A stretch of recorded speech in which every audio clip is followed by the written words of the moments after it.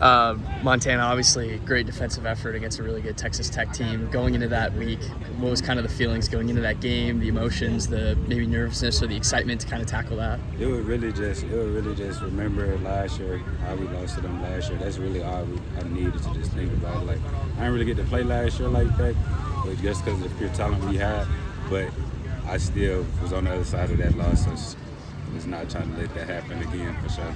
Kenny was kind of talking about after the game how impressed he was that the team was able to battle back after a week against Utah. I mean, how did you guys kind of feel knowing that now after that week that you can battle back from really any type of game, even if it's a one-time game, that you can battle back against one of the best teams in the country? It's just like Coach Joe said a while ago. It's like I lived right after the loss on Sunday. It was like he said it's nothing but an opportunity. He said, how lucky are we to come off a loss like that and have an opportunity to go play against some of the best competition in the country right now. So it was just a real big opportunity. We all looked at it as a huge opportunity for us to make plays and do what we needed to do. So that really helped, for sure. And then obviously Morton was ruled out. You get Will Hammond, who's kind of more of a runner in that game. How was the adjustment between quarterbacks when you guys found out? It wasn't too much. Like, we spent the whole week preparing, like, okay, if this happened, we gonna go. If he play, okay, we still good. So we was really prepared for it. Coach Warehouse prepared for either or. So it's good. And then for you, obviously, one of the bigger plays of the day was your hit and then the interception. What'd you kind of see on that play? We had already knew, like, all week on third and long stuff like that. The main play was exit.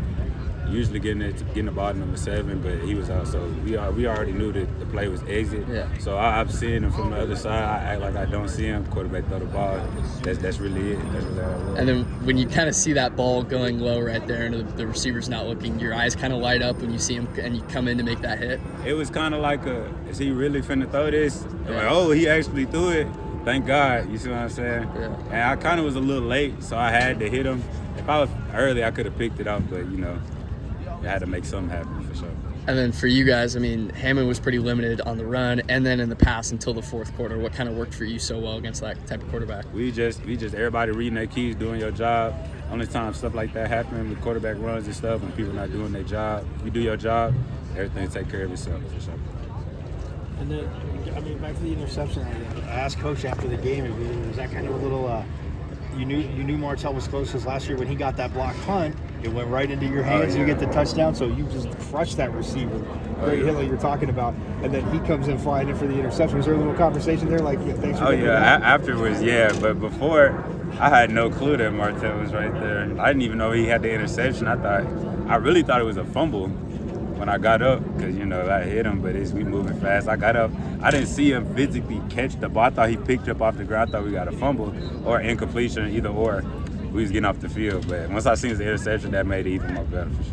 And then being in this defense again, as you have, getting here, obviously when Coach Ward got here, and being behind, seeing what Shamari did last year. I know I said to you way back in the spring, you got that number 7, and you're going to be popping people, but just how much more comfortable do you feel with, the guys in the secondary overall? It feels good, Being here I've been here with Ghost since he got here, even before Ghost got here. And then I talk to Shamari all the time, just staying in touch, and he was one of my best friends while he was here, so it's just, I feel pretty comfortable with pretty much everybody. And then bouncing back, obviously, from Utah, the way you play a team like Texas Tech, who, guys heard about it all week, these Gaudy numbers, what they can do on offense. But when you guys as a defense have a performance like that, what can that do for you guys going forward? That just let us know that we could do it.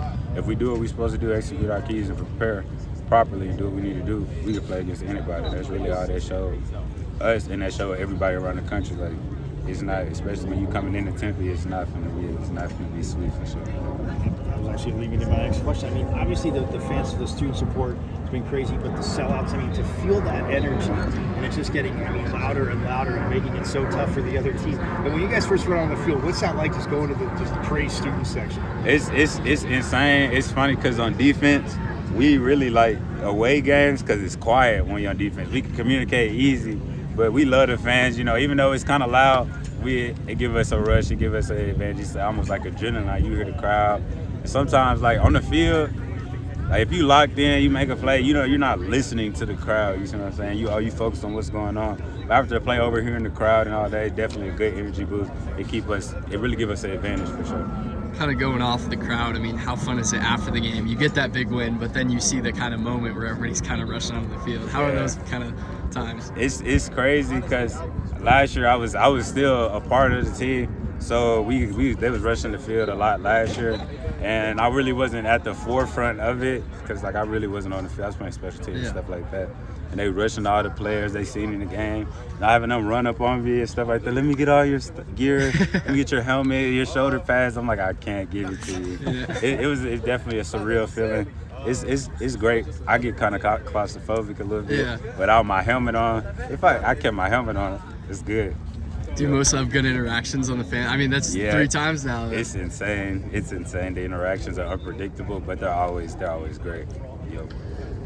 So, question in the back. I heard you always come the flyest in the locker room every day. Any comment on that, sir? I wear team issue gear every day. That's just what it is. I may have a little pair of shoes or something, a different pair of shoes that might be a little spicy, but I feel like I come pretty normal, every day. Can we talk about the shirt that had the little sparkles on it the other day? I think it was like about last week. You showed up in it. It was just it was a gift, and I was doing laundry, and it just happened to be there. And I was like, okay, let me grab it, run out the house, put it on. And the LV bag. The LV bag? I have no clue.